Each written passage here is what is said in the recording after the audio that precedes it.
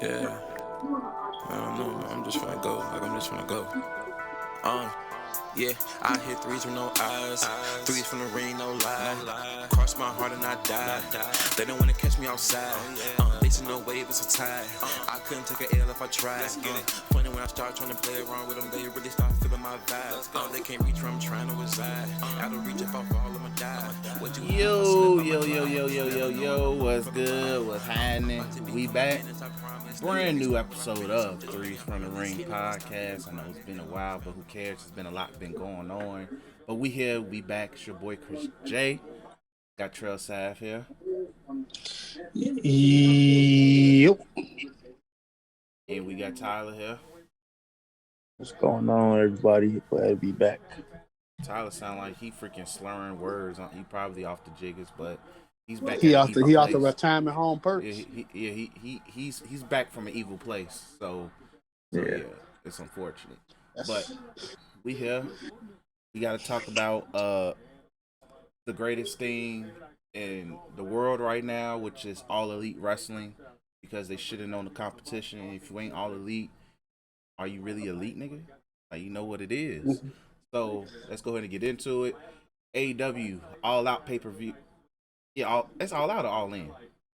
All out. They All have out. one called All In, but Yeah, this that's is why I was All like, Out. fix that. They're gonna fix them pay-per-view names Please. eventually. Like, that's confusing as hell. So All Out was this past weekend. I watched the highlights, many of debuts, matches. You know, more people care about debuts than matches at AEW. But Yeah, that's true. but regardless, very successful pay-per-view. Was it the best thing smoking? Hell fucking all. Cause guess what? No. I don't smoke dick. But hold on. Let me draft the player real quick in this league. They didn't take Derrick Henry. I got Derrick Henry. Let's go. But All Out was a very successful pay-per-view. AEW, great for them. Shout out to Adam Cole. Shout out to Daniel Bryan making their debuts.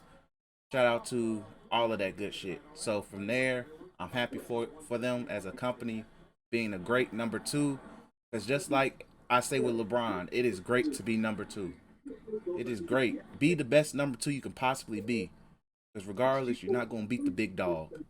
Regardless how you try to do it or feel. Yeah, But like that pay-per-view was such a coming out party for them. I like the way. So like people have to realize how things go, right? People have to realize how social media works. So social media is probably 7% of the masses, like give or take, right? And it depends on social media, especially Twitter. Twitter is an iota of like real social media. I will go probably like if you really want to gauge like people, you go more of like probably between Facebook and now TikTok or a little bit of Instagram, depending on younger, because the audience is for younger audience. So when you go on Twitter, Twitter is more adult thing. And then you got some young teenagers on there and stuff like that. But for more of Twitter is mostly adult. You can tell by, you coming across somebody getting farted on like every 6 seconds or some shit like that. Or some Asian chick choking that nigga out till you couldn't breathe no more. okay. But y'all ain't peeped that video? I saw it. Folks got fucking the finger four around his neck. Dude was about to die. But in all seriousness, what All Out did, it's a lot of buzz going on. A lot of people are like, wow, ESPN tweeting. ESPN is going to tweet anything to tell you the truth. They tweeted Drake's album. Yeah, like ESPN is more of an entertainment. It's sports entertainment, just like the E is. So, but I also won't deny like what's going on in that company. It is WCW-esque. That's no cap. Like it's always going to be comparisons to WCW. Punk coming is comparison to fucking Bret, and just it took way longer. Then you got even beforehand when a lot of people jumped ship. Even like the fucking FTR is kind of like the Nash and what's his name? Paul. Yeah, not in the Ew. big light, Chris. Chill out. Not in the big light, but as in a tag team going over, because it's all about hardcore fans. At the end of the day, there's AEW, and this is a good thing on their end, is a avenue for hardcore wrestling fans. Like they know FTR how good they are. They know the Bucks and how amazing the Bucks are. Like, are there inconsistencies in what they do? Yes. I'm not even about to get in the conversation about representation of black people, because I feel like that's always it's true as the sky is blue, technically, but it's It's one of it's their always seemed sins. like an avenue to diminish something great that they do. Like, but you know, and I agree. There has to be. There's no reason for every black star to be on Dark. That's the joke writes itself a Hey, million times. But hey, I, you man! know, Shout out to the the. conversation, I didn't and it's even the know same that. thing. Oh yeah, every star they probably give you like one gonna be on Rampage going to lose to Aleister Black, but and You talking about then just the male stars? Because I see no, Jada Card get. Jade is an but exception. Jade don't wrestle. Exactly. She's just there to be an Yeah. attraction. Yeah, she's definitely once she learn how to wrestle, she will be a mega star. Yeah. But in terms of like, you know, I can understand, but I feel like when people bring that up, it did diminish, you know, because like you brought it up in a situation, it was like all AEW got nothing but white niggas. That's hardcore wrestling right there. Like, it's just nothing but white niggas. Is there Yup. black wrestlers that's underappreciated? Yes. I hate to take it there, but I feel like when we look at Daniel Bryan debuting and Adam Cole debuting and bringing a race card in this thing, I'm like, you know, it overshadows it. And I understand why some people want to overshadow it, but it's kind of like, you know, we could talk about that. This thing about them being an all white company has been there for a minute. It ain't only Wrestle on Dark, which is hilarious. Like that tweet go around like, what's your AEW record? I was gonna post my shit's 0-125 because I'm black. But Not right, too late. and just the way it is. But to talk about the show, like the matches itself wasn't the best. Like some matches itself, like the CM Punk match in Darby Allin was a snooze fest. I understand CM Punk got to get back in the game, but niggas got to realize CM Punk was not like a fucking like, I don't know why people want to think like CM Punk was a ring savant. Like, he was not. He Like was solid, but you know. early in his years, yes, but you got to remember, like, even though the people they say that the WWE have a styles of wrist and lock holds, when big matches happen, it's not necessarily about the match itself and the moves that you put off. It's about the what's going on around it. Like when you think of Punk's biggest matches, these wasn't wrestling clinics. Like Cena versus Punk wasn't a wrestling clinic, but it was one of the biggest matches of all time because of the story around it, how it felt, what Cena gonna win, what's the stakes. Then you look at somebody like, you know, when Punk went against Brock at SummerSlam, like that was a Extreme Rules match. A lot of stuff involved weapons. That's cheap when it comes to having a good match. And then you look at a lot of Punk's matches, and this is not a doubt of Punk. Punk persona is what made Punk. So this is not him, but like compare him to the likes of like Daniel Bryan or fucking even Paul fucking London. Like, no, like it's just not gonna happen. Or you know, Kevin Owens, Sami Zayn, they don't put on clinics like they do. Now going back to you know the matches, the Bucks had the best match of the night. Them niggas are probably second to the New Day, I would say, as greatest of this era. Yeah. You will probably have to put them second to the New Day. Usos be third, maybe.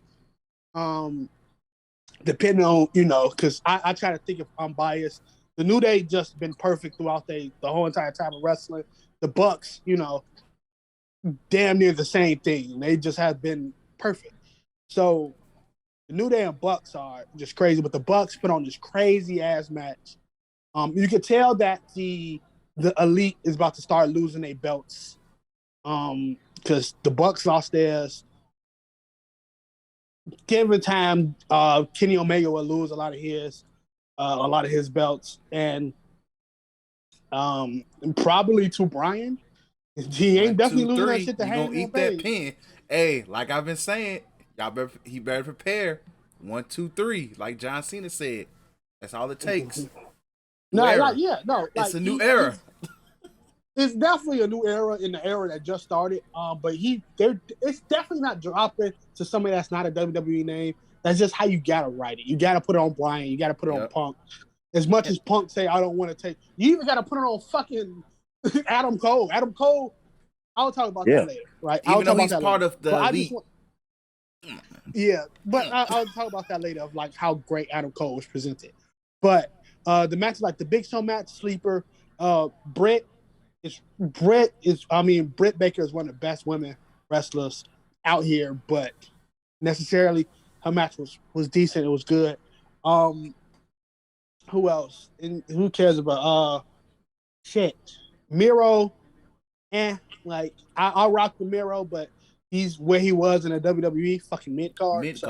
Which I have no different. I have a. He could just. Me and Chris were just talking about that. Like, it's not, and like how you said, he's mid card there, he's mid card here. It's nothing wrong with being a solid mid card guy. There's nothing wrong with that. But you know, people kind of overblow. They kind of blow it out of proportion when it happens in WWE. Like, why is he just stuck in the mid card? Because like some guys are just not meant to be stars. They just don't blow up like that. He has good personality. Like, you know, he can put on decent matches, but he's a solid mid card guy. That's it. Yeah, and nothing wrong. You need mid carders who can upper mid card who occasionally fight for that belt. But at the moment where he's currently presented, mid card is mid card. Mid card as fuck. And it is what it is. When Aleister Black want that, or when Punk would take that, or Daniel Bryan is perfect for a belt like that, in which you defend it every week, things of that nature. You put on banger matches every time. It is. So all the match. Oh, and Kenny Omega was, it's Kenny Omega. He won. Now I want to talk about the debuts, and I want to kind of bring up a conversation about this, right? About like how great in a turning point for their company. I'm not gonna say for all the wrestling and WWE need to pull their pants up because I don't give a fuck about that. Like WWE is looking globally while AEW is still trying to take over the States. So when you look at how great, Adam Cole was presented, you got to get kudos to the E for that shit. Because you debut with Bryan and you automatically look like a star next to Daniel Bryan. And it's fucking Daniel Bryan. And as much as, if you play the both sides, if you play the argument with these two companies, but you want to say, oh, well, this is like a WWE thing. They did right in building Adam Cole to make him feel like the shit. But Adam Cole learned a lot from WWE in the sense of, I'm a fucking star. And when I get to that other place, him and Daniel Bryan overshadow everybody in that fucking ring. Yes. And that is an amazing, amazing feat to do.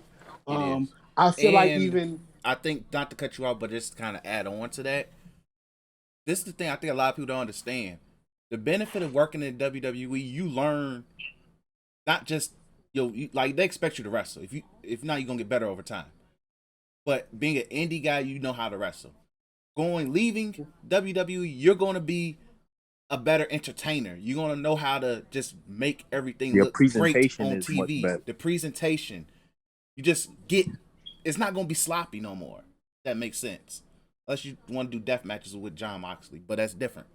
But that's the glorious benefit I think that they will bring to AEW that I think they very much need is we're going to know how to put on a show for the TV, not just for the crowd as well. So, just to add on to it. But go ahead, you good. Yeah, so when you look at that, shout out to that. It was an amazing moment made. The pay-per-view, who is looking like a 6 out of 10, immediately 9 out of 10, 10 out of 10. Just the way it was. Now, I want to get to a conversation that niggas are not going to have. And this is why I say it's extremely WCW-esque, is that these niggas are not young. Like, nobody is except that Adam Cole. Adam Cole just hit 30. Adam Cole just turned like 31. Yeah, Adam Cole's still young for wrestling. Kenny Omega is damn near 40, if not 40 already. Okay. The Bucks aren't we young about to do anymore. some stuff. So Adam Cole is 32. That's decently aged, right? Damn, Rhea Ripley is That's like 24. prime. That Fuck. I like didn't know early Rhea 30s Ripley is was like so your young. prime age. Like, I think for Kenny women, Omega it is benefits to 37 getting years old.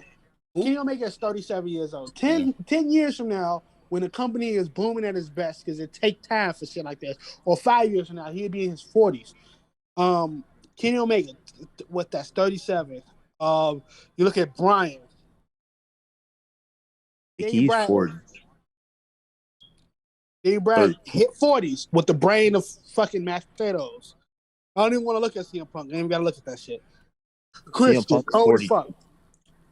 fuck. So, like, these niggas are not young. So it's extremely WCWS. Even if you look at FTR, age, like, if you even look at, oh my God, that's horrible.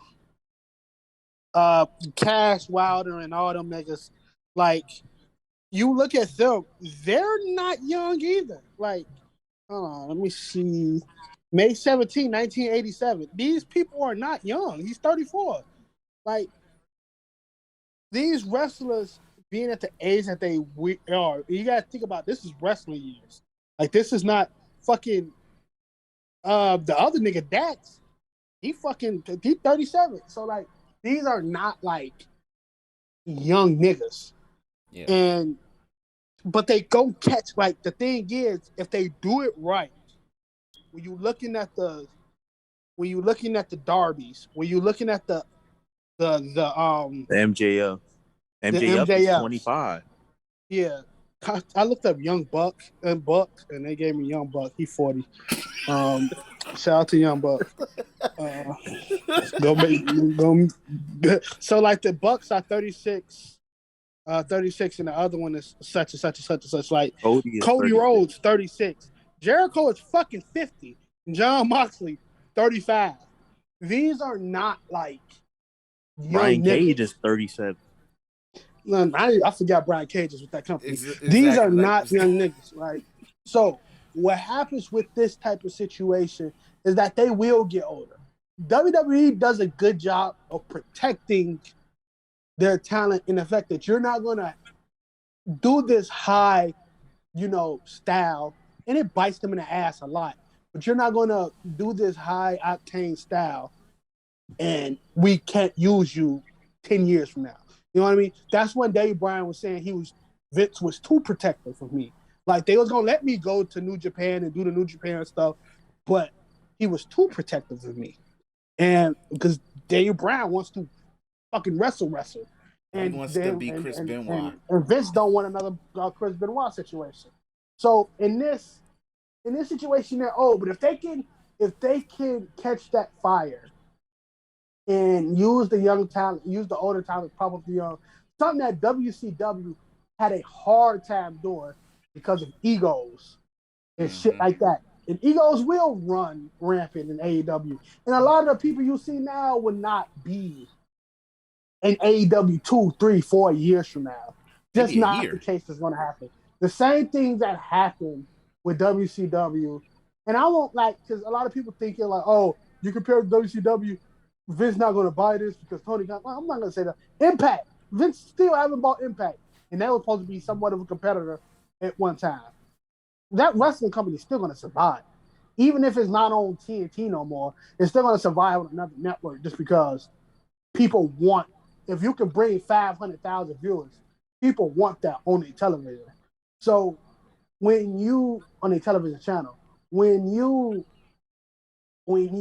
you could, use that, because what WWE did when it was in the Monday Night Wars and shit like that, and it was in the thick of it, not the beginning, because the beginning was hot, and then it died down until nobody give a fuck about ratings no more, right?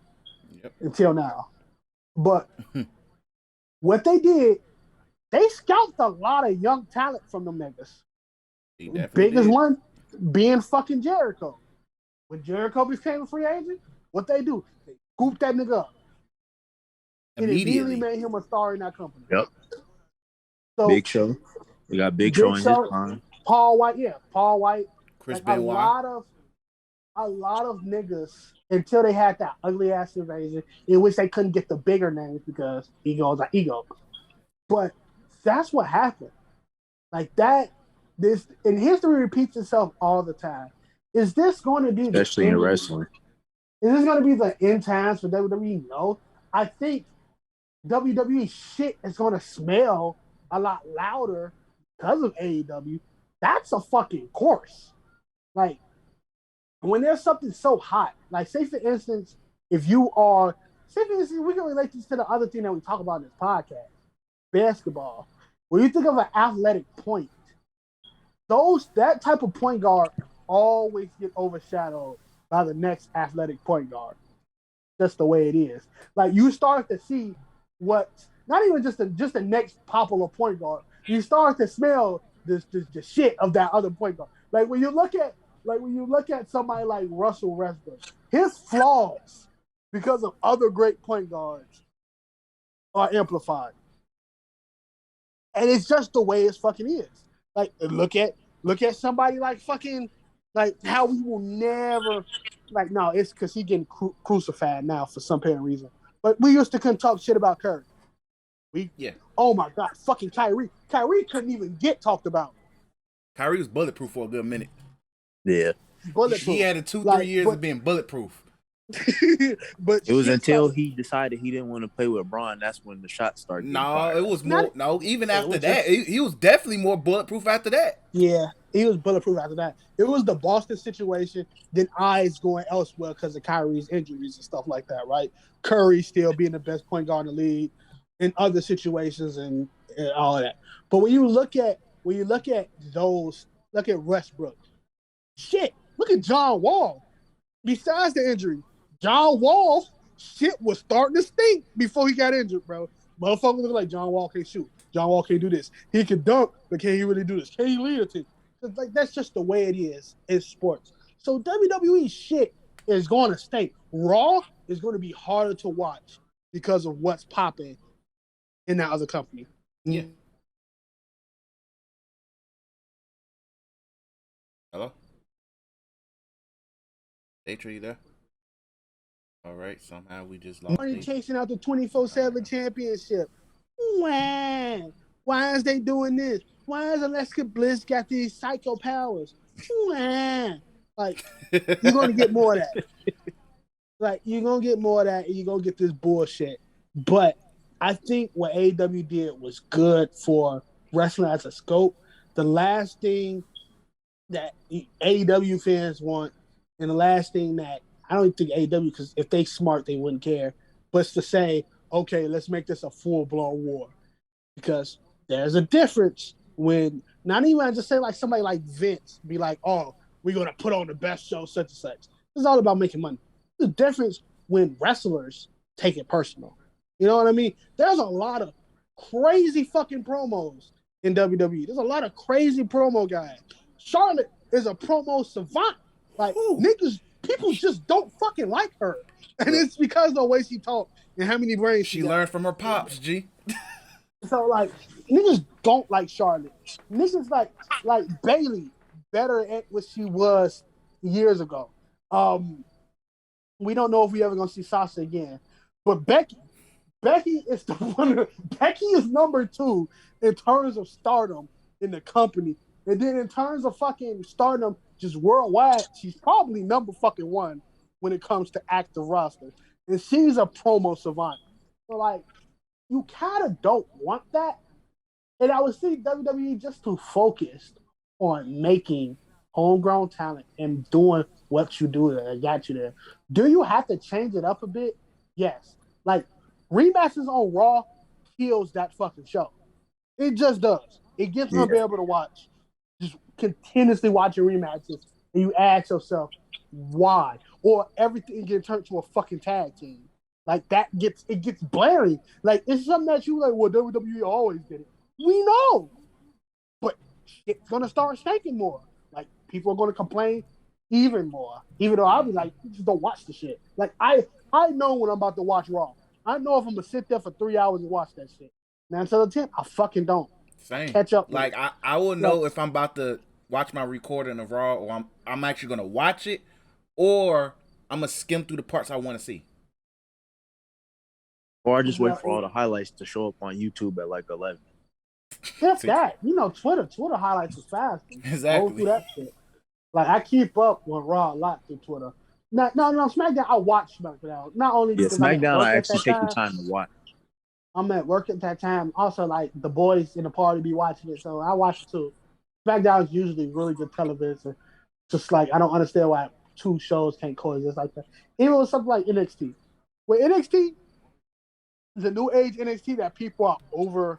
Like Scared WWE about. do this all the time when it comes to this shit, and people just want to be the next wrestling journalism, so they ask these questions as NXT changing and shit like that, or they won't click on their podcast and their YouTube talking about brand. The WWE do this all the time. They always do revamps. They always the new Friday night Right. SmackDown. Insert subtitle here. Like Raw is roared. It's still Monday Night Raw. It's still fucking such and such and such and such. Like it's just the way it is. NXT will forever still be NXT. It's just gonna have this new look, so people can, you know what? Let's watch NXT this week and see what happens. Ain't shit gonna change. It's what it is. Johnny Gargano and Tommaso Ciampa still gonna be scared to move up, right? But they will hopefully focus on newer people within that company. There's reports going out that Gable, the Olympic gold medalist, turned down every bag known to man in the UFC. He said he want to protect his chicken, and he signed with the WWE. Yep. So let's Him see and what his they brother. can do. Yeah, That's his a brother fucking there too. him and his brother. That's a fucking stardom. Like you can get somebody that's a legit gold medalist who got the personality to be like, all right, let's see what you can do. Let's get it. You Then you say, Shorty, already have in ring capabilities. We're just gonna show you how to do it our way. yeah. And then you naturally athletic and black. Like, and you a fucking damn near almost mulatto, so they definitely gonna put your face there. Exactly. So, like, Rock 2.0. I'm saying, Hey. like, you do it. Or I was thinking something like Kurt. Kurt definitely. And they got him young too. He's younger than us. Wait, nigga, what? He's younger than us. He's like 20, 21, 22. So he's around that Brock age when Brock first debuted. Oh Brock yeah, was like they know what 21, they doing. 22. They know what Yeah. they doing. And they got him and his brother. And they said his brother. This nigga 21 years old. See, they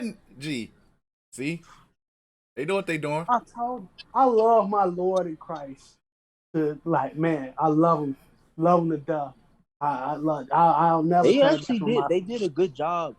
Not to like really bring in the race car thing again, but they did a good job finding black talent again. That's actually really good. That actually has personalities. Like Carmelo Hayes is nice. Odyssey is nice. That's fat It's folk. another guy that they found. But no, like what I was saying is, I love my Lord and Savior Jesus Christ, but he definitely be playing favorites because that nigga 21 and he looked like he already got his life set up ahead of him. Like what the fuck? Like what the fuck? But like to end, fuck the. I don't even talk about AEW fans. They not about to. It's like it's the same thing of Bryan haters. It's the same. Not all they fans. It's some niggas that just really like wrestling. But the niggas who be like, I'll start watching wrestling and start watching sports entertainment. Now y'all in 17 years. Like I don't listen to that shit. You know what I mean? Like I got something for them niggas. Like when it comes to people who really just enjoy the product of wrestling, let's get it. But you got a company that if it's your favorite company, let's fucking go. Like let's get it. This is your favorite company. Enjoy what you consume. Stuff like that. Damn near, I'm about to start watching this shit on Thursday. Not watching, I'll watch it. But I damn near want to, like if Adam Cole wrestling, let me see it get a match out of that, or especially a Daniel Bryan match. Without to do the WWE work style, that's a can't miss type shit. But like, I don't give a fuck about them fans. Just like Braun stands and fans. Just like Mike stands.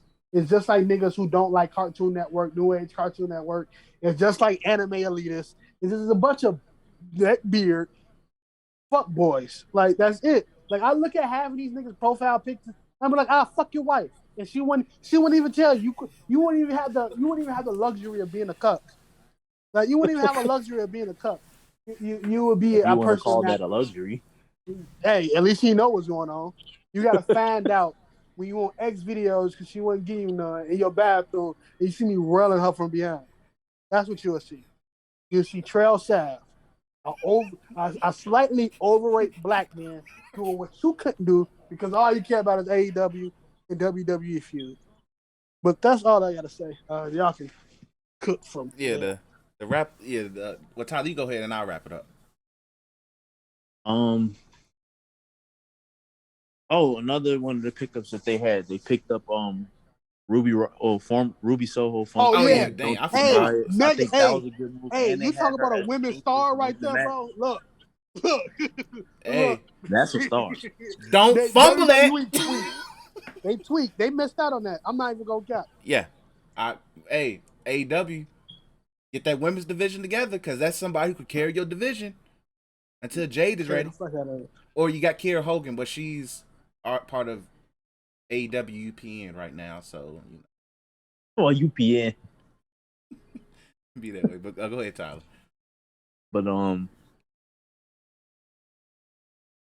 where we leave off at in the show? Because I think that might No, have been you it. was talking. That was it. We Final was just thoughts on talking the about the AEW shit fans. or whatever. Um, I definitely like my thoughts in it is like I'm definitely more interested in it because it seems like it's becoming more consistent, and that was the main thing that I was looking for in the beginning. Like obviously you got to give something time to be consistent, and, so I had to give it time. And the pickups that they've been making are great. They, you know, you have face value now. You have a lot of face value now. You had Moxley and Jericho now, but you actually had guys that can now, carry your nightly show on a regular basis where you don't have to rely on the same 2-3 guys every night. So I think it's good that they're finding some consistency. I definitely think with the whole WWE needs to do this conversation, it's like at the end of the day, and I had to tell my friend this the other day when he had called me. At the end of the day, WWE is the machine. They don't have to do anything radically different unless they're starting to lose money. Like that's just it. I don't really. I it's stuff that I would like for them to do differently. 9 times out of 10, it's probably not. 9 times out of 10, it might. But like I said, like they're the machine. They're gonna do whatever they feel like is gonna make them money. So if they feel like they need to make a change that's gonna make them money, they'll do it. If they don't feel like it, then they won't. Like you said, like they're gonna change up their product every so many years with the new NXT rebranding. I don't think it's gonna be as bad as people are trying to make it out to be, but if it does, then that sucks for them. So yeah, and to kind of piggyback on what you said, Tyler, WWE gonna do what the hell they want to do. They Exactly. know what works. As their thing is, as long as they get in a consistent milli off Raw and SmackDown, their ratings is okay. The merch sales don't go too bad downly and shit like that. They are fine, but at the same time, they know when they can push the button and make things prosper. But also, the wrestling industry needs, and I think this is what fans really need to understand. The wrestling companies need WWE to continue to succeed and prosper because as long as the top dog is prospering and they're churning talent They'll and sell take you guys capacity, seriously. that's Nobody was good for taking y'all. wrestling seriously until WWE took it seriously. Exactly. Like as long as WWE continues to be top dog, you gotta look at it like Disney. Regardless, if like there's Disney and MCU. As much as I know Datra hates superhero movies with a passion, MCU prospering gave way for the DC extended universe to be a thing. Whether no matter how poorly Warner Brothers chose to handle this shit, regardless, it gave a window for it. As long as MCU prospers, continue to make bank off every little thing, Shang-Chi make freaking money, but it was gonna make money regardless. They said Shang-Chi about to make 9 figures, so Exactly, it's making bank. As long as WWE making bank, wrestling's making bank.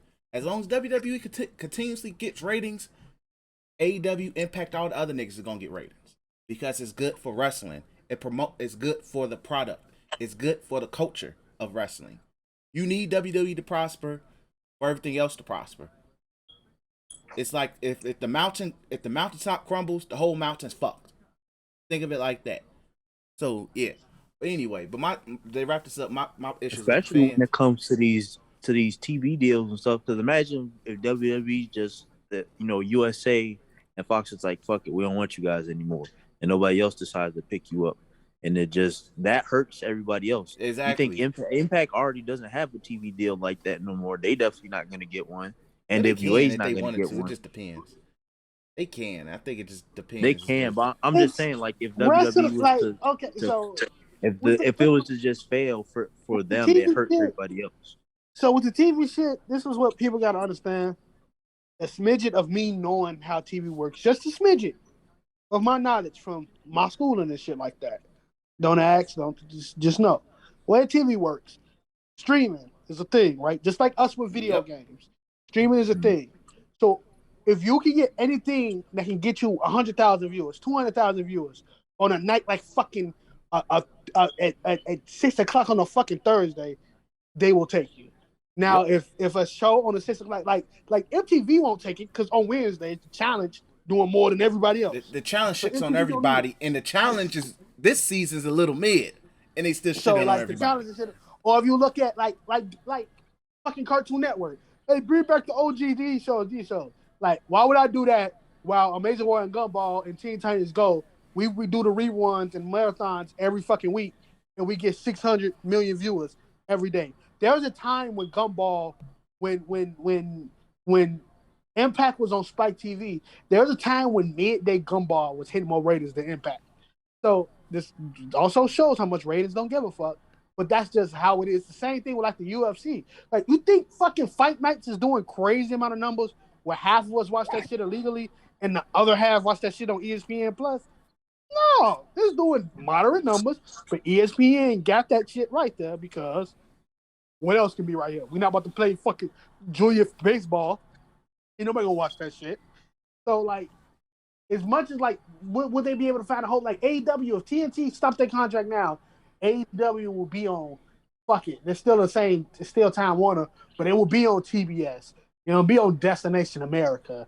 It could be on fucking Cartoon Network, like Adult Swim. Like, it will be on fucking TNT. No, it's on TNT. Fucking FX.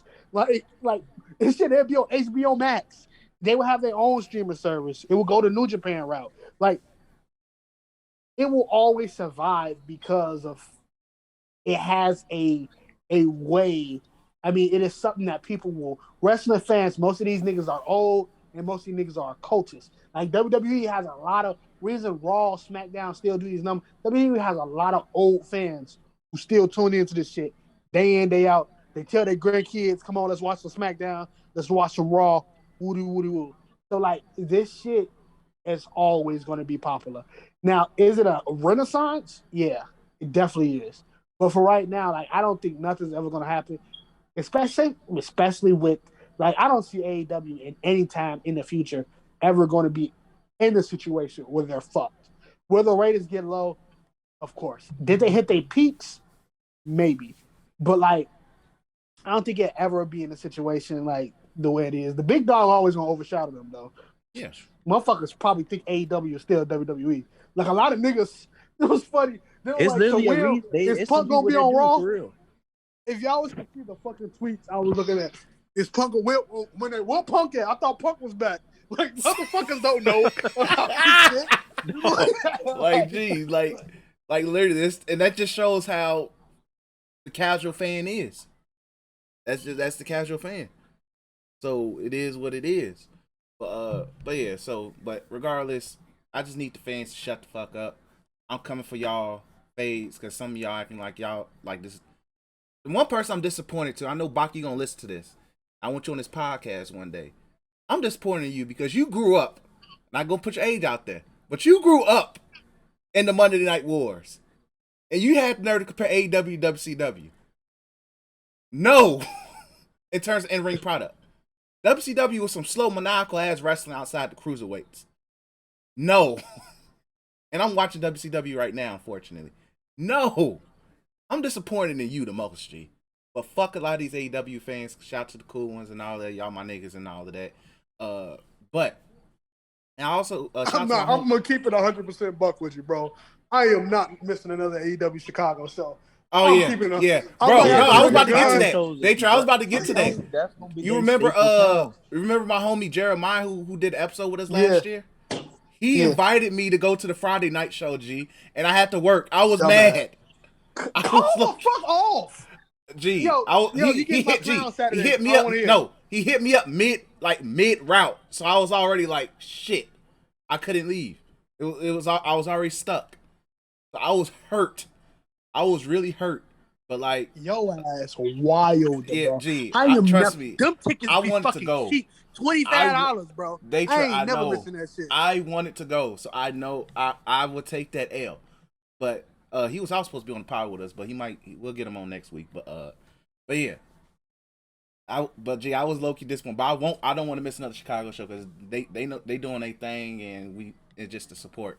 But And they at fuck the the United fans. Center, Exactly. one of the greatest arenas in the world. Exactly. And for y'all, it's around the corner, so I was walking Literally, distance. walk up the street. You know, We y'all in that probably bitch. saw a bunch of neck beards and little filthy looking motherfuckers. So I can just imagine how niggas probably stunk.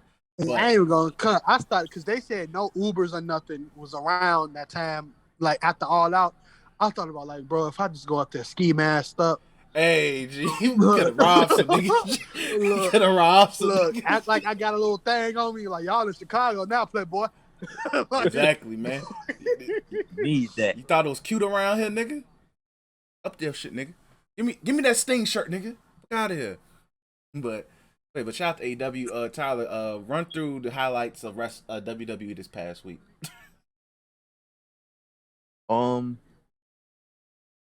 Basically, so Raw is, for whatever reason, Raw is really the only show that's building up to Extreme Rules right now. Something to do. I'm not gonna lie, like I'm Raw. I've been slowly tuning out more and more, so I really just catch like the highlights. Like I said, I catch them on YouTube at 11 because I be like doing other shit. But basically, so far leading up to Extreme Rules, we're gonna have. I forget if it's official, but Randy versus Bobby for the big belt. Sheamus and Damian Priest get their return match for the U.S. belt. Alexa Bliss and Charlotte, I think that's just been made official. I think that's all so far that's made official for Extreme Rules. yeah, I think that's it. The SmackDown route would definitely probably be Finn Balor, Roman again, or Roman and fucking Edge again, or somebody. I think it's Roman Demon and Seth. Fan. No, so I think Seth and Edge are gonna get a return match, which I'm fine with that. No, they fighting at the Garden this Friday. Oh yeah. Blow the roof off the place. Well, depend on how that goes actually, but last week on SmackDown, Becky, I think she started off the show. She started off the show, talking about her return again, how she doesn't owe anybody anything and shit like that. And Bianca came out and was like, we could do this right now. Becky was like, nah, we gonna wait until. Oh yeah, that was the first SmackDown match to get confirmed for Extreme Rules. It's Becky and Bianca, so that should be a good one. What was next? Well, I like what they're doing with starting to do with Dominic again. They putting him back in the singles circuit. They got him in this these last two matches against Sami Zayn been pretty decent. And he's been losing and getting pissed off because Ray keeps trying to baby him and he keeps telling I'm gonna put you out on your own. But at the same time, he comes out and acts like he's a baby and gotta help him. And Dominic gets pissed at him. If I'm gonna fail, let me fail on my own 2 feet. I need Dominic to say, "You ain't my real daddy, G. I will cry." It's definitely leading up to that. He's not even my real daddy, nigga. I will cry laughing, bro.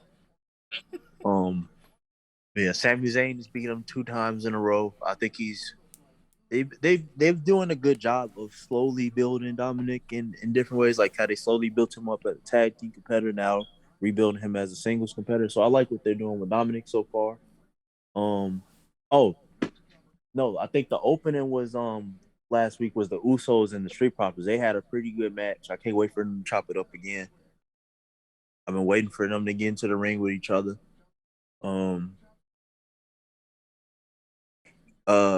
Another thing that's kind of annoying, and I try not to pay attention to it because paying attention to shit like that can ruin your wrestling experience. People need to stop complaining about, oh, so I thought they were gonna do something big with Cesaro. He hasn't won a match since he beat Seth at WrestleMania. It was like, big deal. You know, they trying something new. They got him in a. You acting like he's not on TV at all. That first it was like, oh, he's not on TV. Then you put him on TV, wins a couple matches, and you expect him to, get boosted all the way up to, the number one guy. It don't always work like that. And I like Cesaro a lot. I'm a Cesaro fan, but they got other plans. Gotta wait and see what happens with him. They're doing a good job building up Chad Gable and Otis as a team again, and it's working. And Otis, the way Otis is a threat now, looking like Darius. Looking like Darius, he's a threat. Yeah, I take him serious. Just because that nigga ain't got no beard and no neck. He look like Darius. It's the threat of it. It's something about looking like Darius. Like, you know what? Yeah, he might throw me halfway across the moon. Shit. Literally been flattening niggas' rib cages for like the last 2 months. So he's a threat right now to some people. What else came up? I don't remember any other women's matches coming up or anything. I know they had Toni Storm finally pop back up again. Dolph Ziggler was trying to, hey, come check out my match or whatever. She's like, yeah, I'm trying to see Rick Boogs, man. Gonna have to move around with that shit. Rick Boogs versus I dare near cry if Toni Storm said that to me. I dare near ball. I don't fall down to my knees with a long time. Gee, I'm sorry, G. Come on, man.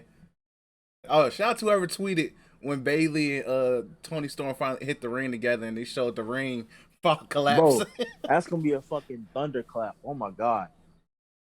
Hey, man. I down there get tickets to that show. I want to be the ref. Plain and simple. I want to be the mat. Every time they fall, that's me. I catch the impact. All right. That's our next segment of the day. So let's move on. Paul Heyman. He's slowly getting into hot water with the bloodline. He literally had Brock Lesnar's theme was his ringtone. He tried to ignore it the first time. Brock called again and said, what's about to happen, right? I'm about to get in your boy's ass again, right?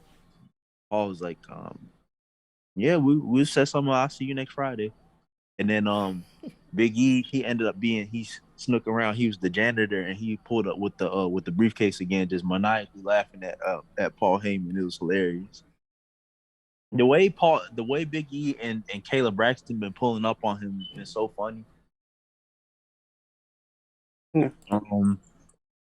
Finn and Roman had a really good Universal Championship match. Finn got attacked before the match started by the Usos, of course.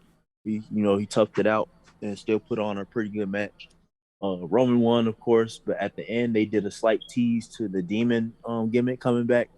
It was the red light flash with the heartbeat, and everything stopped for a second, but then they just kept moving. So last week was a good build up to the MSG show. Brock is supposed to be coming back this week. Cena is going to be back again.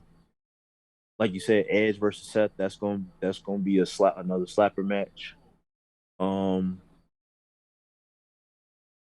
think that was all that they announced for. So, supposedly the Undertaker's supposed to be showing up. Yeah. Just because it's an MSG show and you just want to get as many names as possible, I guess. Probably just another one-off appearance. Hopefully, I pray it's not setting up another Crown Jewel match because I already don't like the Crown Jewel pay-per-views. That blood money G is different, bro. That shit coming, boy. That blood money hit different, bro. Who do you even put him up against at this point? Like, what the hell? For what? Well, against almost shit. I don't want to see that. Gee, they almost dropped that nigga. Gee, I will cry. I will cry. They almost dropped that nigga. You gonna yell at the Undertaker and be like, "I'm legit 7 feet. You just 6'10", nigga." Undertaker not even 6'10". That nigga like 6'7". 6'8". He's taller than both of us, so he'll send us to God, but Oh, another funny thing that I might have to check out. So Netflix, WWE and Netflix got a movie coming out. It's called Escape the oh Undertaker. yeah, It's with a the New New Day Day on it, yeah, that Escape the Undertaker mansion. I might have to just check that out just that's cause. gonna be on. That's literally But a boring watch. That I'm gonna be like, I'm bored. I'm gonna watch this because I'm like, yeah, why would you make this? But okay, all right, that's probably another reason why he's popping up. Now that I think about it, promote that. Yeah, I can see that. because that's coming out in October, I believe, and Crown Jewel is in October. So put two and two together, I guess. Secure the bag alert. But yeah, SmackDown was fun last week. It's consistently still the best show that they got going on right now. Um, what happened Really? on NXT? Oh yeah, NXT. I know EO came back tonight. Thank God. Yeah, EO came Yeah, back. Oh, they because they Io Shirai and what's her tag team partner name That again? the racist bitch. Damn, she racist. Oh, she's MAGA. Oh well. They defended and retained their tag titles tonight. I think I saw, and Mandy Rose and them other two women, I can't remember their names, came out and attacked them afterwards. Carmelo Hayes lost to Santos Escobar, I believe. Uh, Roderick Strong and his group is I keep forgetting these people's names. But Diamond Mine. Diamond Mine. no, it's they got a different name for the two dudes that they had because they keep bringing in new talent Oh, for you them talking every about week. Brutus and Judas? Yeah, the brothers. Some shit like that. They That beat man. somebody. Um, I think NXT. What time is it? NXT is over by now, right? Yeah. I haven't seen the rest of the highlights for tonight. But basically, everything they just kind of setting up for the new rebranding. I guess it so far you don't really see anything drastic that's really changing. They just really setting up Samoa Joe's next opponents. Yeah, They're because it's they still Pete making Dunne, good use Chomp. of their It's main guys. Pete Dunne, Champa, LA Knight, and Kyle O'Reilly in Fatal Four Way next week. Uh, for the number one contender. I think Pete Dunne is winning that. Yeah, I think so too. Yeah, I think Pete Dunne is winning that, and Raquel Gonzalez and Frankie Monet's fighting for the title next week as well. I think Frankie Monet's probably winning that Yeah, I can see it. because I think I like Raquel. I risk For it the all for belt? her tall Latino ass, but she ain't doing it with that belt. Yeah, She's just she's not. kind of. It's been a boring run. Yeah, Not gonna lie. yeah. You could just send her up and figure something out with her for the main roster. Like she ran her course for NXT. But yeah, so NXT in decent hands. So it is what it is. But let's go ahead and move on. Let's get to basketball. Ain't nothing happened. Besides they announced the COVID rules for the NBA. Pretty much if you're not a player, you need to be vaccinated. That's what that's pretty much the gist of it. But they want you to be vaccinated, pretty much. The key is they want to get vaccinated. There are benefits to if you are vaccinated. If you are not if you're an unvaccinated player, you cannot sit with your teammates on plane rides and buses. You're separated. Even To though that's catch not the team yeah, Uber. exactly. But at the same time, these niggas gonna go out to dinner together and shit afterwards. So what difference does it make? So you only prevent so much, but it is what it is. But that's that really. So also next week we are going to do. Something happened, right? You said what? Oh shit, I didn't peep. I thought y'all was silent. Never mind. Go ahead. No, but yeah, I was saying did it? Oh yeah, it was one last thing I was gonna say. Oh yeah, we're going to next week we're doing our top 50 again. So Tyler, this is your first time joining us in top 50. Uh, I'm probably making some more slightly drastic changes on my top 20 end. I think outside of that, everything else is kind of staying the same for me. But my top 20 is getting rearranged. Giannis is in my top 20. That's all I'm saying in regards to that. Like that nigga resume is ridiculous now. So it's just I'm throwing them in there for Pete's sake. It's only right. But yeah, so we're doing our top 50 next week. Have that shit ready so we can argue Patrick Ewing over Isaiah Thomas part 2. So yeah. I didn't know what we gotta argue that shit for. Only I right. didn't know we gotta argue. We know what's the dealio. We know what's happening.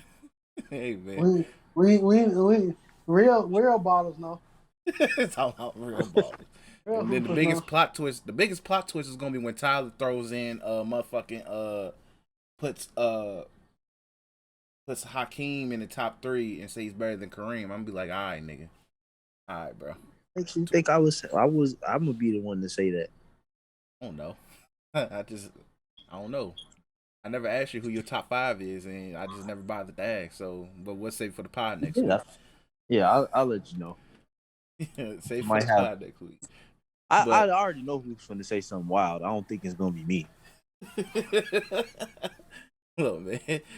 Look, man. What I might do, man, it might piss a few people off, but just know Paul Pierce is in my negative 50, so fuck that nigga, G. Nah, I got my mind made up. Yeah, what? I got my mind made up. Oh, okay. Hey, go crazy. Yeah, my top 5 is pretty much set. It's everybody else. Yep. So, but let's go ahead. We're gonna do our. So at first I said we was gonna watch the whole thing of the Game 7, but then I realized I love myself and I love my friends. I wouldn't put them through what I had to watch to prep for this podcast. So we're going to watch pretty much the end of the third quarter of the Game 7 of the 2005 NBA Finals. This is some nasty ass basketball, people. And Rasheed Wallace is bogus for being proud of the fact that this was his era and forgetting that LeBron ran this era as well. But it is what it is when it comes to that. So if you are watching this with us, we starting our watch at 58 minutes and 27 point on YouTube. So you know where we're at. It's the NBA version of the videos on their YouTube channel, so you can watch it on there with us if you so choose to get our reactions, because I'm not about to get copyright strict because I chose to literally post post a big clip of the video on our stream. So I'm not stupid. But we're gonna get ready to get started. You guys have it up on y'all phones or whatever? Yeah. No, send me the It's in the group chat, Tyler. Oh, okay. Yeah. This is gonna be some nasty ass basketball we're gonna be watching here. Really disgusting. Tyler, let me know when you're ready and I'll hit play so we can get started. Go ahead. All right, so Closer to his all right, lifetime 50-46. average after that Well, let me turn this down. Wait, do I need to mute myself? No, you good, Tyler. No, good. It's just good. on my end. I'm gonna turn things down on my end. Them dunking in the post, working. Hook shot, miss. The ugliest. Not even running in transition. Yo, why is Robert Horry on the court is disgusting. Not even running in transition. No type of pace. None. Draft. Pump fake. Brick. Oh, money. Tayshaun Prince. Oh. That's weird saying Ginobili with hair. Tayshaun Prince is a lot of basketball players' favorite player, bro. Why? Sad. Manu. Outlet pass.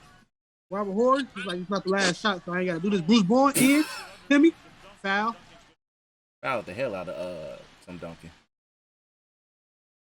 Oh, fuck. Funny, Tim Duncan had a better line then than he did during the damn. The hell with the ball, but Tim Duncan. Well, I think I'm behind. Where y'all at in the video? You said what, Tyler? I think I'm behind. Where y'all at in the video? Be at the go to the 50, almost 60-minute mark. Yeah. Okay. Because Tim Duncan's at the free throw line right now.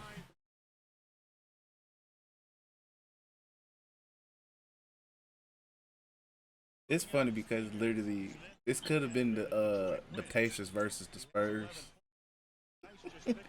In the Pacers versus the Spurs. Look at Darko on the bench, G. It was supposed to be Melo. Literally. You literally drafted him to put him on the fucking bench. Like, come on. He got his ring though. Timmy hit the free throw. He make them when they count. Antonio McDyess, always on Chris My League team. Hey, and put in work. When I need you to put in work, you put in Rasheed work. Wallace came out and said LeBron was surviving his era. Apparently, you didn't either, my brother. Especially because LeBron was the one to end their era. Shit. Exactly. He sent them LeBron niggas to was the sunning crib. them even before that conference finals. He was sunning them. Because they literally, because this is the thing, they had no offensive threats, and they had nobody. They were a defensive team, but they weren't defending him. Exactly. I think that's a game we should go back and watch too. When LeBron had that legendary fourth quarter on them, Bro, it's not that fun to watch either. G. Mm-hmm. And like I've seen it. Yeah, I already no cap. He ain't lying. It's a lot of fucked up moves. Yeah, it was like, yeah, I watched it live and I watched it again and I was like, no, I'm good. So he went between both their ass. Tim Duncan like, hey, look, man. Tim Duncan, no, he didn't even celebrate after that.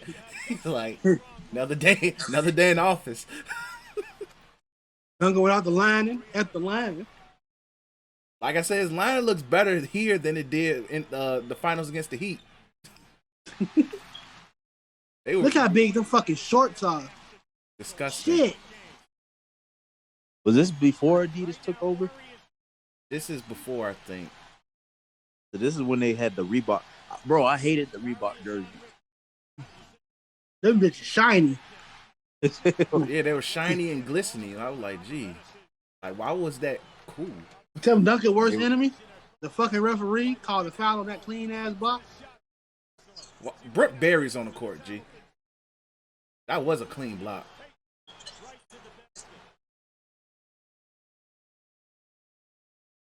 That was a very clean block.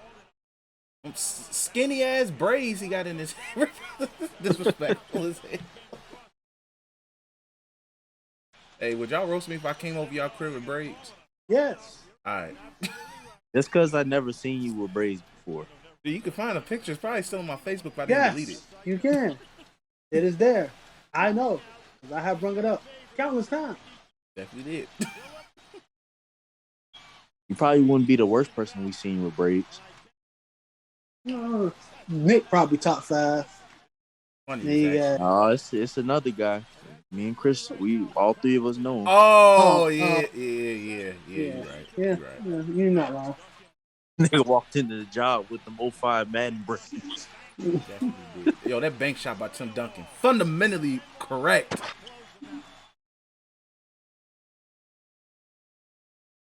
Tim Duncan has 10 points in this quarter, G. Sunning Ben Wallace's ass.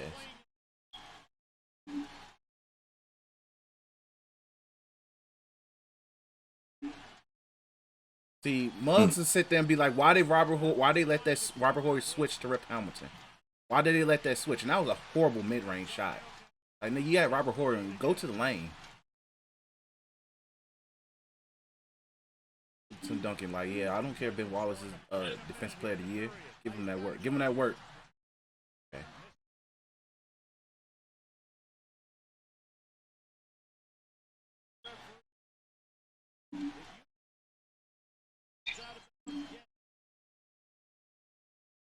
Bruce Bowen ain't karate chopped Chauncey yet.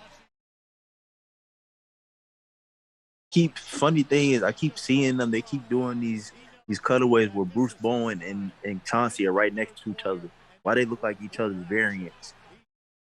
They damn. Damn. They're both bald, ugly niggas.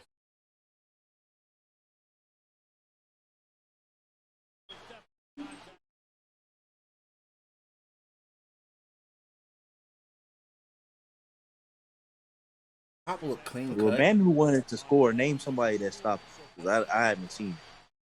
You said what? I said when man who wanted to score. Overtime game 6. Huh? Overtime game 6. I hear what you said.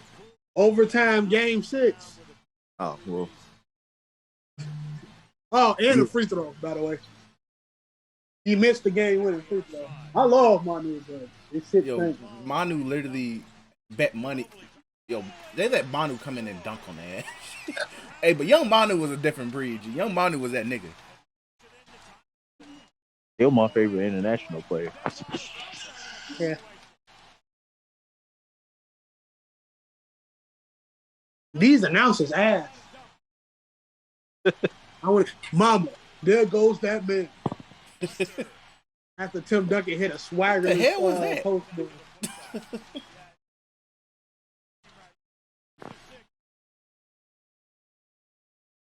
1 for 6. That's just disgusting. They're like, look, Tim Duncan, do something. It's the final 10 seconds, please. Do something.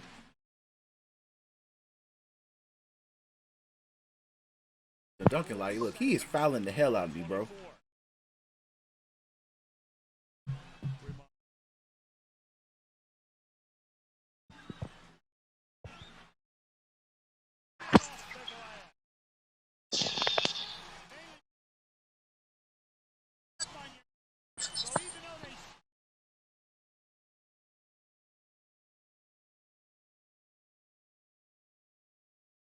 I think this is before fans caught on to, hey, we got to be color coordinated for finals games.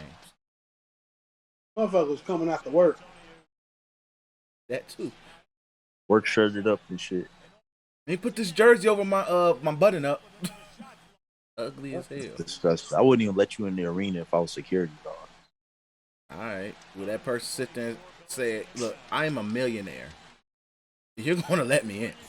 That's different. He probably already in the building. Robert Horry just being on this court is annoying. He's not doing nothing of significance. And it's a close game. He hasn't even made an important shot. He's watching Tim Duncan get him his 7th ring. No, this is his this will be 7. Either 6. No, this will be 6. This will be 6. This is his 6th ring. Yeah, he will get his. What 6th. the fuck is his 7th one? Kobe? 07. Against LeBron. When they said, hey, it's technically 5 versus 1. 1.5 if you want to count Ilgauskas.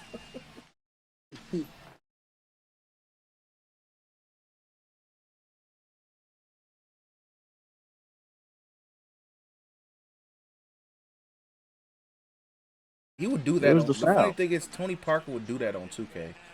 He would have made that bitch. I used to hate guarding Tony Parker on 2K. That nigga is giving me the fucking flux. Always. Damn, that was a good shot. That was a really good shot.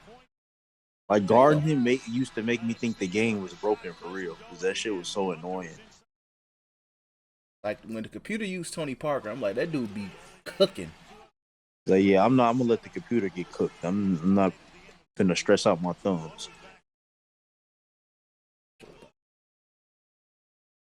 Third tie entering the 4th quarter in 16 games.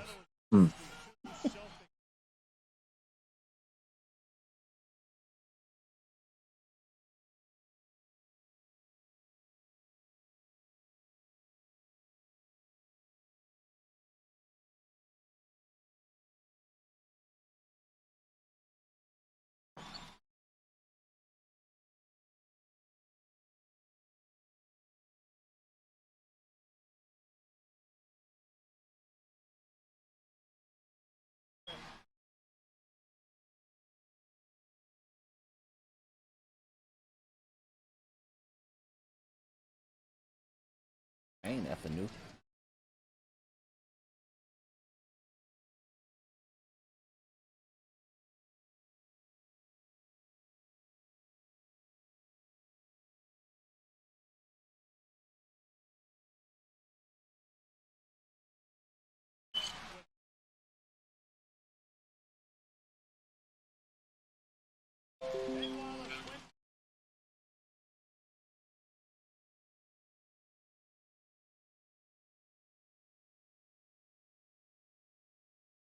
Damn.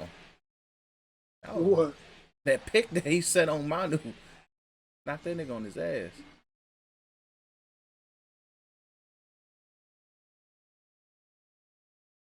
And Wallace out there hustling.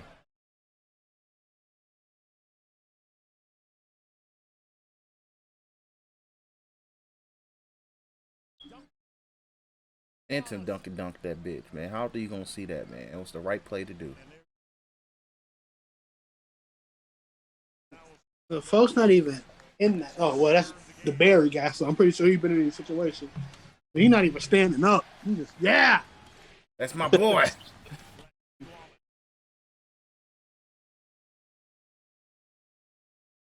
What Rasheed think he doing? He thought he could do that on Tim Duncan, G. You do that to Nazir Muhammad, bro.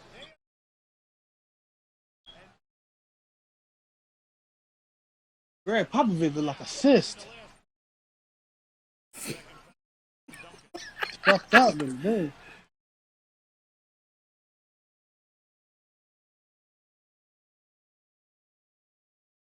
The fact that Rasheed Wallace, they said they need Rasheed Wallace to come to life, bro. That's all you need. That's all I need. Oh, that was a good shot, though. Because I'm just looking like you need everybody to come to life. Because can't nobody else look like they can create their own shot. But Chauncey, Exactly. I'm like, bro, this nobody. Chauncey Billups was your best shot creator, bro. Yep. Like, come on, G. Fun fact: Chauncey Billups never shot over 45% for his career. I do remember you telling me that too. Like that's odd. I'm like, bro. Prime example: disgusting basketball. Which is still funny because didn't they used to call him Mr. Big Shot or some shit? He made the big shots. He made the big shots. So.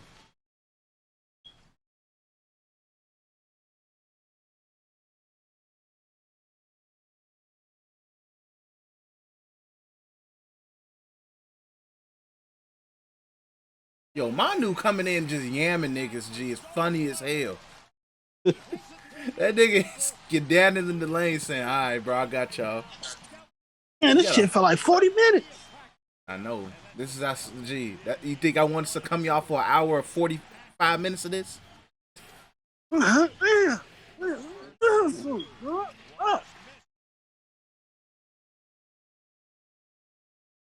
fact that Ginobili's probably the most athletic person on the court right now is disgusting.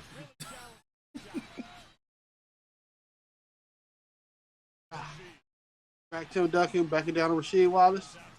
Trying to get the bad double pass. team, pass out. And some of these dudes pass on the back. Pistons look like the dudes that they put in on 2K when you got a blowout going on. They're like, okay, we finna take out the starters. Damn. All them niggas named Bruce or Bobby or some shit. There you go.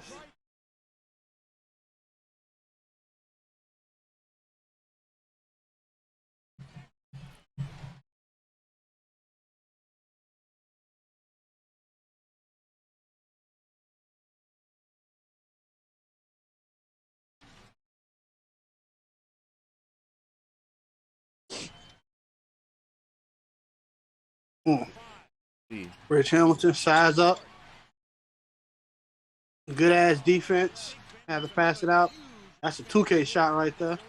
Boot Rich Hamilton. Travel. I thought that was a foul. Oh, that was a foul. That fucking referee ain't holding on to this. Is this? I said, did we just get a fucking commercial? Manu Ginobili being a pest. Rich Hamilton fadeaway.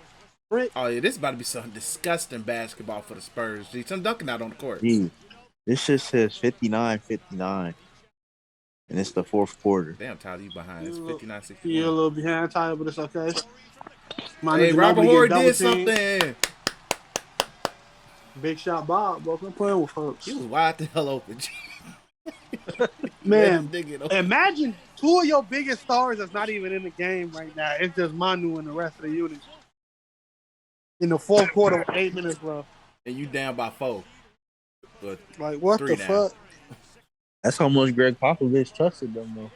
Hey, Manu led that bitch to perfection. Even though Brent Barry's bringing the ball up the court right now. Like, nigga, what the fuck? They couldn't stop him from doing it. What's the score where you at, Chris? 64-61, Spurs. Manu just, ooh. Oh, I wish that went in. Manu put that in the spin cycle.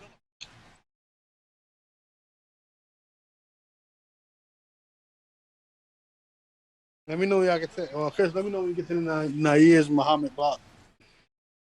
All right. Back Nazir Muhammad got a block on somebody. See, sins of this game. Yep, there you go. There you go. The sins of this game. You let Nazir Muhammad get a crunch time block. An important game 4 block. What was Ben Wallace thought he was? I don't fucking know. What do you think I don't know. What do you think he was? He said, "Put that shit back in your pocket." Yo, that nigga did a Bro, spin Game move. 7 basketball in full display right now. Ginobili and Duncan, 21 Ben of the Wallace Spurs, carry on 26 that too? points. I don't know what the fuck Ben Wallace did. That nigga was about to Ben be on the Wallace fucking carry. cover. If he would have made that shit, he would have been on the cover of the next live for that shit. He was on the cover. He was on live that year. No, he was on 2K. No, he he was was on on. NBA. I think it was 2K5 Yeah. or 2K6. I forgot because I had Yeah, that 2K. it was ESPN 2K5. Yeah. I know he was on cover of Live when he went to the Bulls, I think. Some shit like that. I think. Ew. But that was around the downfall of Live. I probably didn't buy that one. That was around the downfall of Live because I'm like, gee, I don't remember that, but I probably purposely don't remember that. All right, Tony Parker back in the game. Duncan Tween. back in the game. Tween. Theta. Nope. Rick Hamilton Duncan. think that's his shot. That's not his shot. Robert Horry bogus as hell.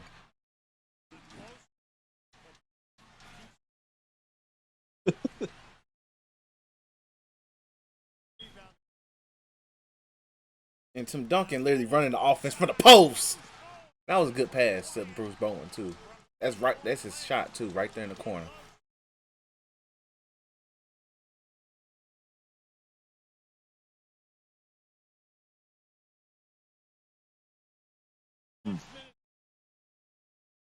Damn, Rick Hamilton and who was 6 for 20? What? Damn, boy. Disgusting ball, boy. It's that disgusting basketball.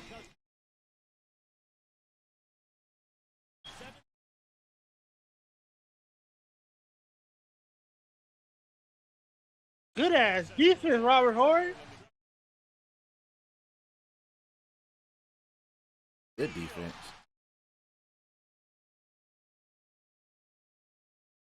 Duncan in the post. Ooh. Who the fuck Tim Duncan thought he was? What the fuck y'all doing? Hey man, he got to go around Ben Wallace and Rasheed Wallace. He's the only threat in the post, at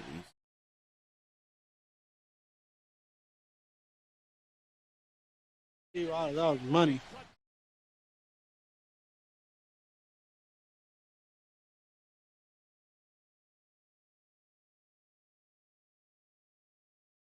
Look at this post play basketball, man. You love to see it.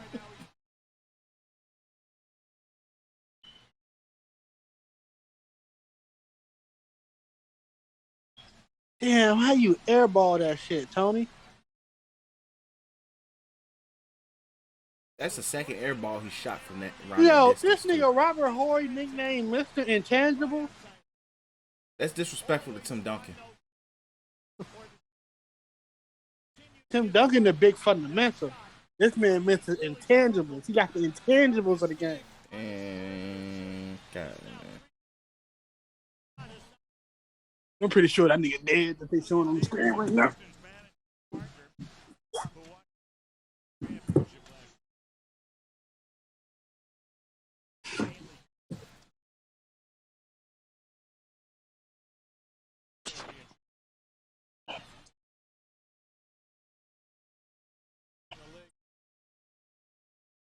Carry you bogus. I'm just now seeing who you was talking about. Do you think he'll?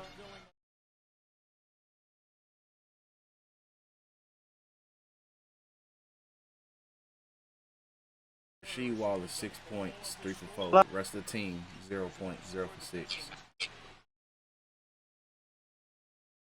Fourth quarter, fucking nasty. Last 4 minutes, 67 to 63.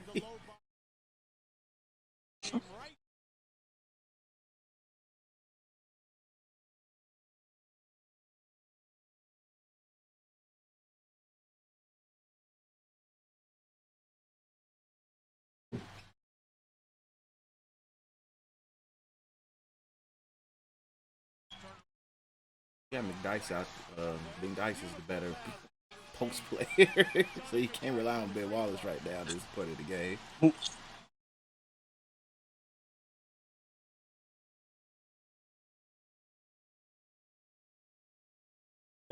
Bro, Timmy ain't never just do that to him. Hold on, I need to see this.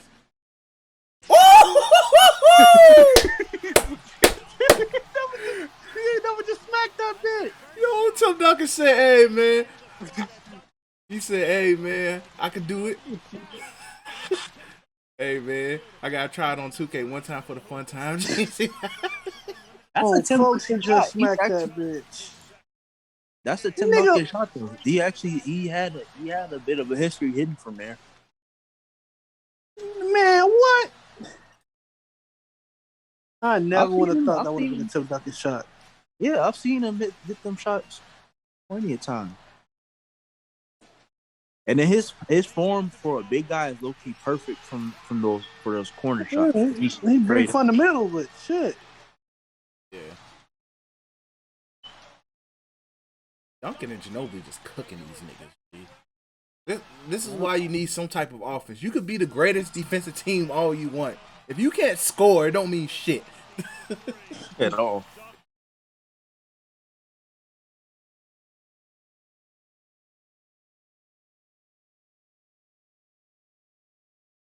Duncan just killing them in the post with passes, looking like goddamn Magic out there. Bro, imagine if Magic played with Tim Duncan. He had Kareem, so He did have the Kareem. Mm-hmm.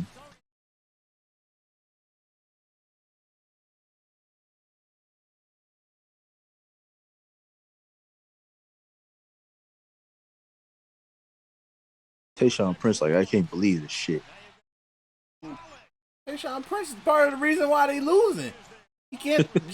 Gee, Tayshaun can't score. Ben Wallace can't score. Rashid is probably your most versatile scorer because he had range, so he can score in and out. Chauncey is inefficient, and Rip Hamilton can only shoot mid ranges. They're predictable as hell on offense. They know it's over. They know it's over. Yeah. They have to look up. It's over with, G.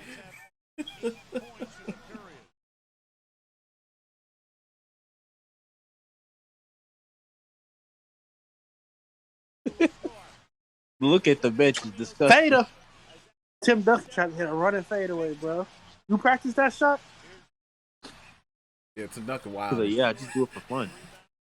He said, "I think we got this anyway." Pop like, damn it!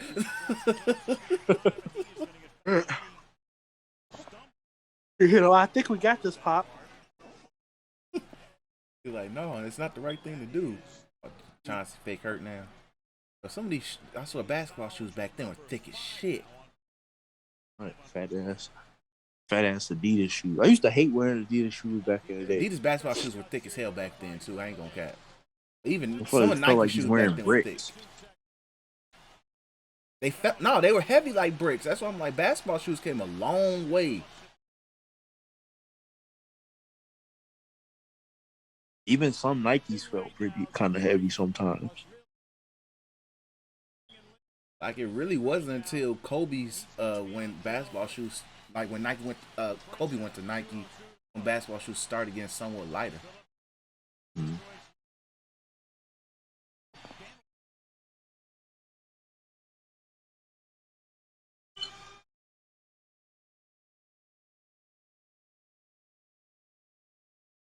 Struggling to score 6 points, G. Fucked up. Pistons wouldn't survive. Dream shake. Brick.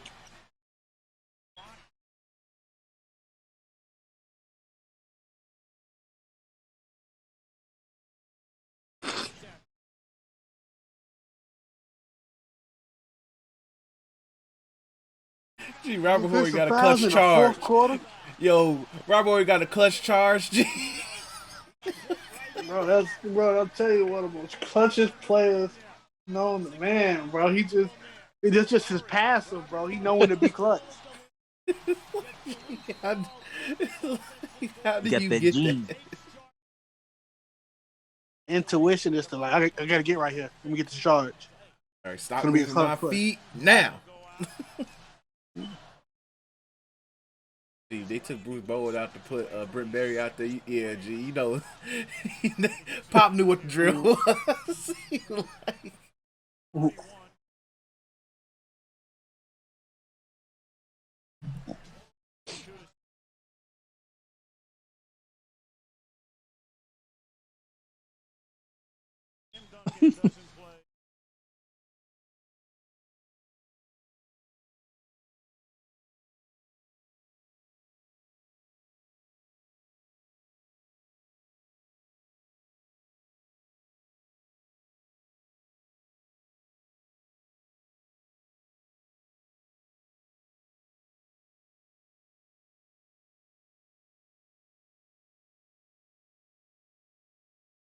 One of the whitest announced teams I ever seen in my life.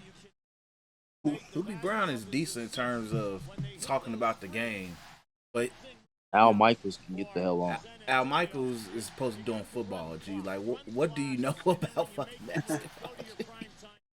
This was a rough time for ABC. They had Al Michaels saying, "Hey, do the finals, bro." Yo, somebody hooping at Nike Blazers. Rasheed Wallace is a sick Negro. Yeah, G. LeBron did the right thing by taking these niggas out the paint, G. That niggas hooping in Nike Blazers, bro. We was wearing them Probably for why his fashion. damn feet is messed up.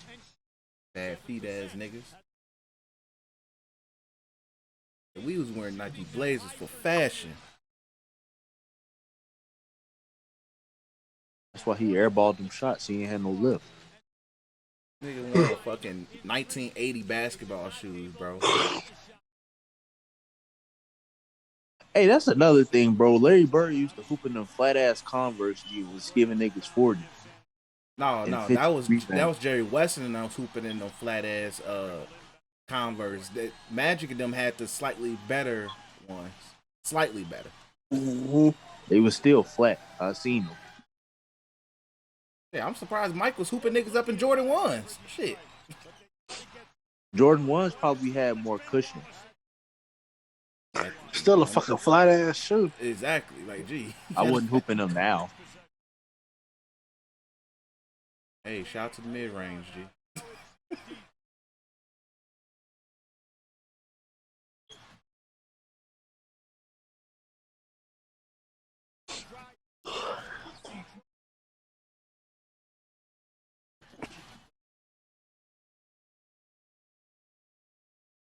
Hey, man.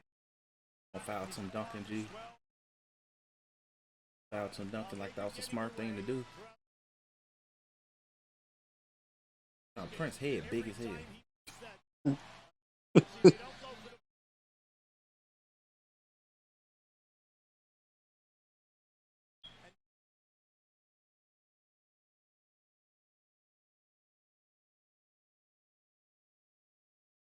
That's what, yo, Tim Duncan really look like. Telling you, bro. Wait to find out that nigga part of our family, G. Oh man, G. Like, I'm an issue. Let me get a podcast interview and $4 to the mall. 25, 10 for 20. Jesus Christ. So Duncan said, "Look, man, I'm putting that bitch up. Putting that bitch up." Damn.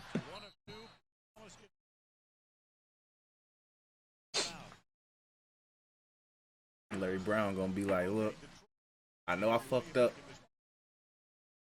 but yeah, we lost this game, G. My fault." Shout out to Darko, man. 99 clapping rating, G. Shout out to him. All right, got the freshest cut amongst everybody on the Pistons roster too. He the only one that look like he got his shit lined up. Meanwhile, some Duncan, Tony Parker line it fucked Half up. of them niggas is bald. It's like you could tell niggas was not really still consistently getting linings back then, bro. Yeah. And The these are hoes pro weren't athletes, complaining so you enough. know they got decent barbers.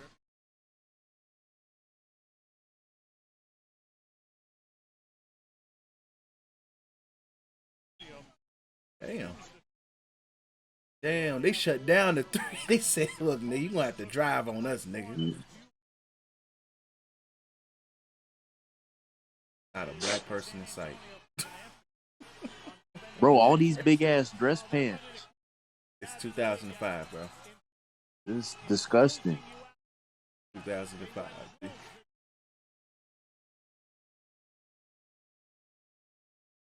Both teams in the ball. Big ass polo shirt.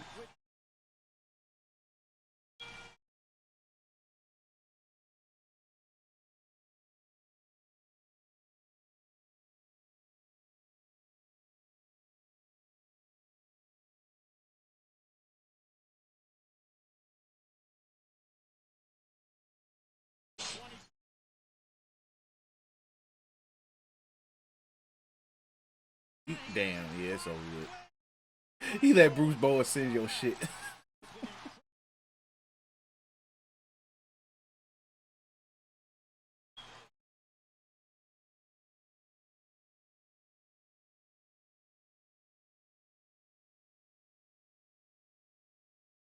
Game. You let Ginobili just skedaddle the whole lane, the whole second half. You gotta hold that. You gotta cherish that. And then you kept putting Tyshawn Prince on like that was gonna do something. Ginobili, I hit him with the dagger. Gee, it's a little too late for that, bro. Now we're about to see a bunch of fouls. Now we're about to see a bunch of fouls. Where 2K got it off of. Everybody, shit. Like, look, man, the game is over. Let me win.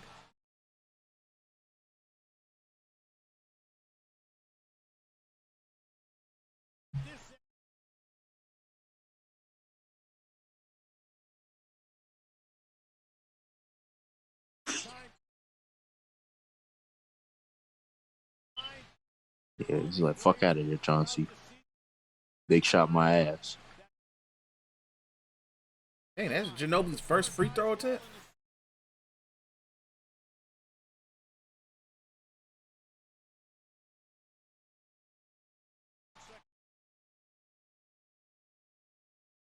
Larry Brown got a hold that he cost America the gold and he cost the Pistons the finals. Tragic. Bro, if Ginobili got to the line more than once, he probably would have had 30. He was hooping their ass up without it. That's the sad part. Yeah, he had 20. He would have had 30 if he would have got to the line more. If they would have called it for him more. Gotta remember it was next year. No, wait. It was next year when the ref said, "Hey, we're gonna be all in videos with this one." The D-Wade free throw compilation. Those games used to be on till like dang near 1 o'clock, bro. Like, gee. Because D-Wade can't get to the free throw line. How do you let one man get 25 free throw attempts? That's a crime.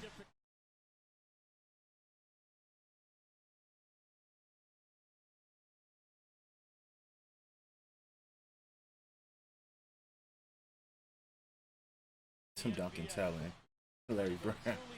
Tell that man. Not nature fell asleep. Oh shit! Yo, yeah, Wrap it up. Cap. Yeah, wrap this shit up, man. Wrap this shit up, bro. This shit, I wasn't even sleepy. Next thing you know, my ass falling out. What the fuck? Yo, wrap this shit up, G. This game over with. Stop fouling. Just let you lost. Bro, I don't even know what's next. This shit saying this shit don't end until 10 minutes from now. What the fuck is it? Championship ceremony? 18 seconds left. What the hell? Oh yeah, it's the championship ceremony. So yeah, so this game technically over. Ugh. Why y'all keep calling timeout? That Danny Crawford bald head ass referee. Yeah. Did not hold on to that whistle this series. I'd have slapped him. He was like, he probably like, I gave Tim Duncan too many finals. DJ has a lesson.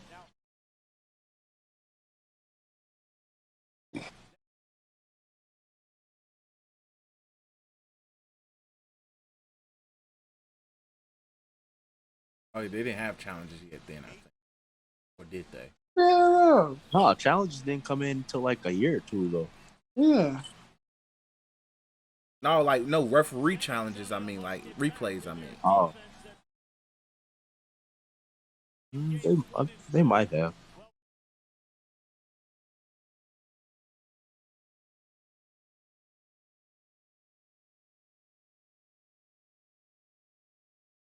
Listen, yeah, Charles Barkley was right about them about Huff Ass and Antonio.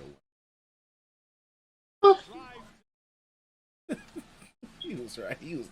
Those are some Huff Ass women, bro.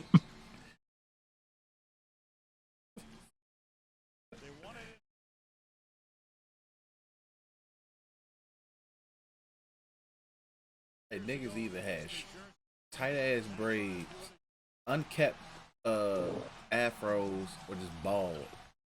Bald ass nugget heads. And then you had Mono over here just with the Pantene and shit. Exactly. Like haircuts have came a long way for black people, G. We as black men, we've came a long way.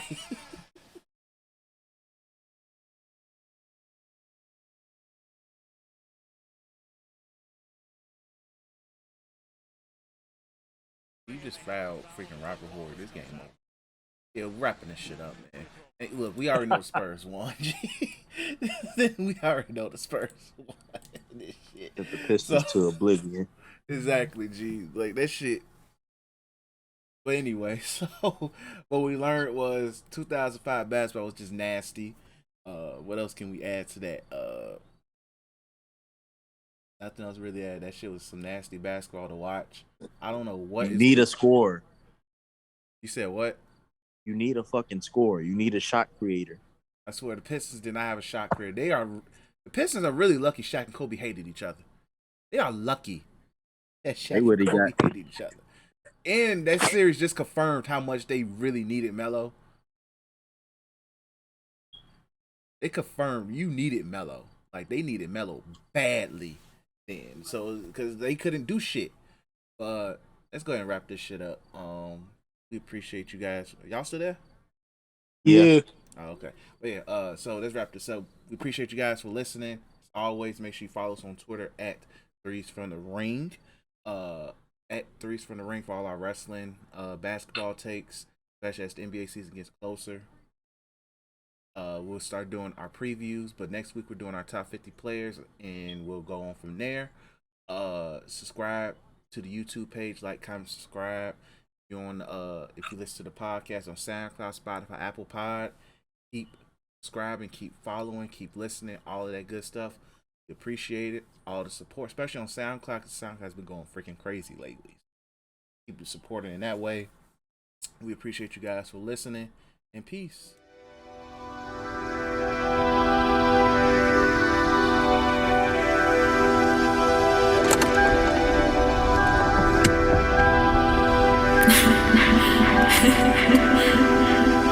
Put her on ice, now she proud of me. She wanna ball with me, making it last for me. She know what they're asking me. Put her on ice, now she proud of me. She give the haters a frown for me. She been 10 toes on the ground for me. She never turning around on me, making her feel alive. I cannot tell a lie. I gotta do the most or I die. I'm being zoned out of my mind. Put her on ice, now she proud of me. Sure they ain't never gonna lie on me. She ain't never gonna put time on me. She know I got her, I always deliver. Her haters be trying to spy on me. Everybody got an eye on me, but if I bust a move, bet they gon' blame. I come with the water, letting them sing. Remember when they always clowning me? I got them sick, say they missing something, they know I'm the masterpiece. I swear it's crazy, it happened in high school. She still trying to have beef. That let them know that I'm about to glow, and that's where they holding me. And she can let go of me, cause I'm making her feel alive. I cannot tell a lie. I gotta do the most or I die. I'm being she proud of me. She wanna ball with me, making it last for me. She know what they're asking me. Put her on ice, now she proud of me. She give the haters a frown for me. She been 10 toes on the ground for me. She never turning around on me, making her feel alive. I cannot tell a lie. I gotta do the most or I die. I be zoned out of my mind. Faded but I never fade. Glory can take it all. Come and take my pain away. Come be my Tylenol. I cannot give them a trace. Everyone ain't involved. Haters be out of my face, haters be going strong. I'm about to show them all, I don't got nothing to prove, I don't got nothing to lose, but they about to lose it all. I'm trying to keep my calm, I put a charm on her arm, I make them jealous of son. They say I'm toxic as son, that just sound toxic and wrong. I gotta go hard till I'm gone, I cannot speak for no bum, cause I'm making her feel alive. I cannot tell a lie. I gotta do the most or I die. Zoned out of my mind. Put her on ice, now she proud of me. She wanna ball with me, making it last for me. She know what they're asking me. Put her on ice, now she proud of me. She give the haters a frown for me. She been 10 toes on the ground for me. She never turning around on me, making her feel alive.